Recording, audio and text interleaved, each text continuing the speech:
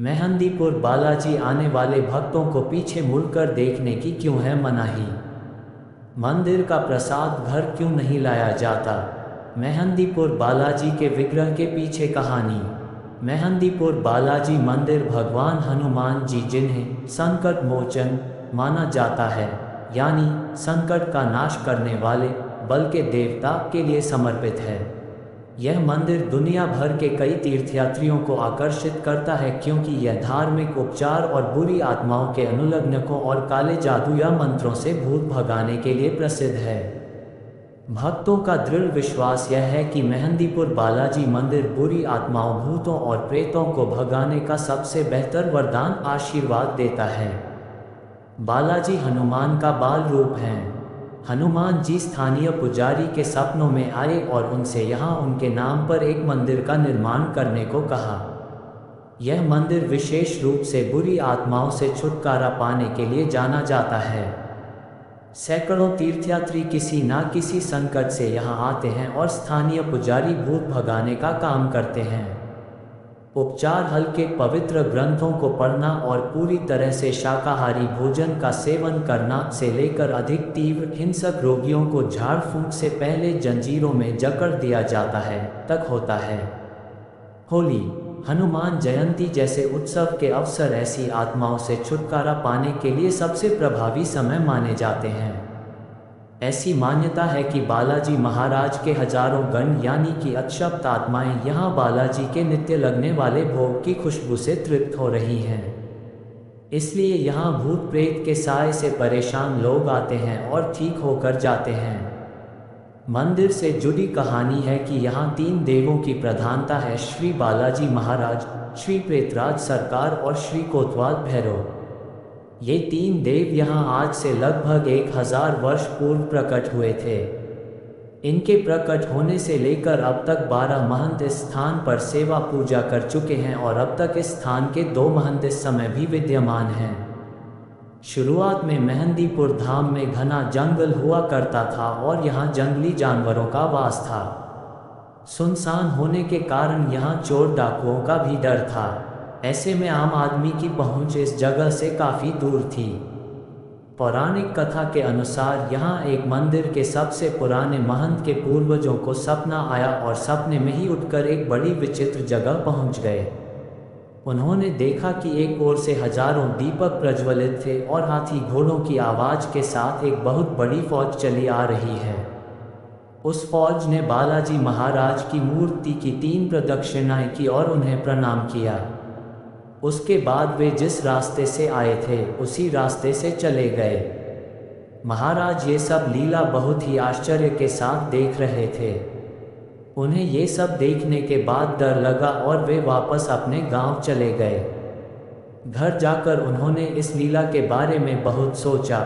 वहीं जैसे ही उनकी आंखें लगी तो उन्हें एक और सपना आया। इस बार सपने में 3 मूर्तियां, मंदिर और विशाल वैभव दिखाई पड़ा और उनके कानों में यह आवाज़ आई, उठो, मेरी सेवा का भार ग्रहण करो, मैं अपनी लीलाओं का विस्तार करूंगा। ये बात कौन कह रहा था? कोई दिखाई नहीं पड़ा। महाराज ने एक बार भी इस पर ध्यान नहीं दिया तो खुद हनुमान जी महाराज ने इस बार स्वयं उन्हें दर्शन दिए और उन्हें पूजा करने का आदेश दिया। दूसरे दिन महाराज ने आसपास के लोगों को सारी बातें बताई। जैसे ही सपने के बताए अनुसार खुदाई की गई, वहां से प्रतिमा निकलकर आ गई। कुछ लोगों ने वहां एक छोटे से मंदिर की स्थापना करवा दी और भोग की व्यवस्था भी करवा दी। ऐसा होने से वहां चमत्कार होने लगे। कुछ कपटी और दुष्ट लोगों ने इसे ढोंग माना। बालाजी महाराज की प्रतिमा, विग्रह जहां से निकाली थी, वह मूर्ति फिर से वहीं लुप्त हो गई। इससे सभी लोगों ने शक्ति को माना और क्षमा मांगी। लोगों के क्षमा मांगने के बाद मूर्तियां दिखाई देने लगी। रहस्य यह है कि महाराज की बाईं ओर छाती के नीचे से एक बारीक जलधारा निरंतर बहती रहती है, जो पर्याप्त चोला चढ़ जाने पर भी बंद नहीं होती। उस जल के छींटे भक्तों के लगते हैं और इसे बालाजी का आशीर्वाद माना जाता है। मेहंदीपुर में राजा का राज्य था। बाबा ने राजा को पूरी घटना के बारे में अवगत करवाया। राजा को भी ये कोई कला लगी और राजा ने इस पर यकीन करने से मना कर दिया। इससे मूर्तियां वापस अदृश्य होकर जमीन में चली गई। राजा ने उस जगह की खुदाई करवाई लेकिन मूर्तियां नहीं मिली। इसके बाद राजा ने इसे चमत्कार माना और बाबा से क्षमा मांगी और खुद को अज्ञानी मूर्ख बताया। इसके बाद मूर्ति ने वापस दर्शन दिए। राजा ने महाराज को पूजा का भार ग्रहण करने के आदेश दिए।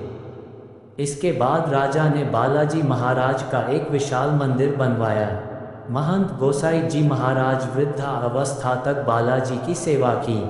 बाद में उन्होंने बालाजी की आज्ञा से समाधि ले ली और बालाजी से अंतिम क्षण में प्रार्थना की, मेरा वंश ही आगे तक आपकी सेवा पूजा करें।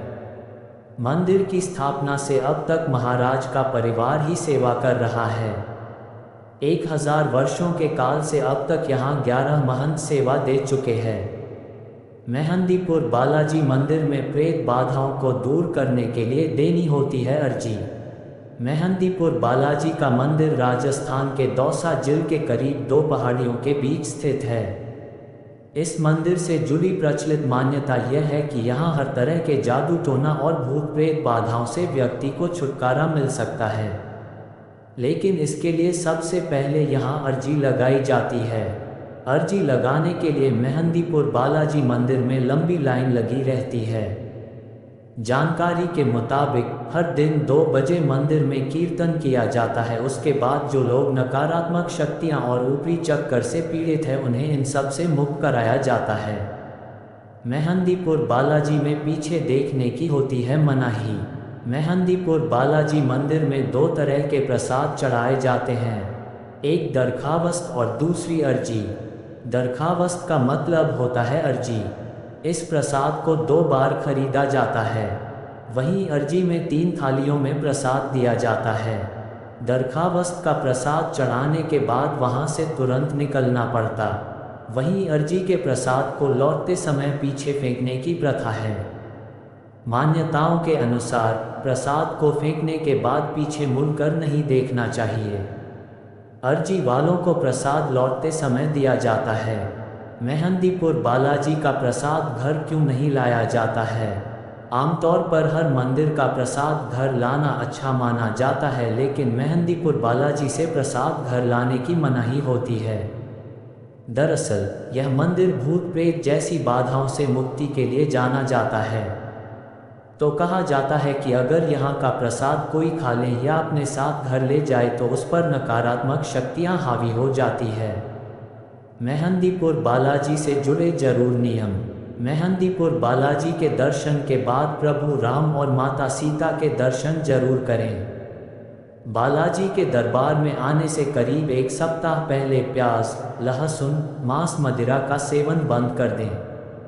मेहंदीपुर बालाजी की आरती के समय सिर्फ भगवान की तरफ ही देखें। आरती के समय पीछे मुड़ना या किसी की आवाज़ सुनकर पीछे नहीं देखना चाहिए।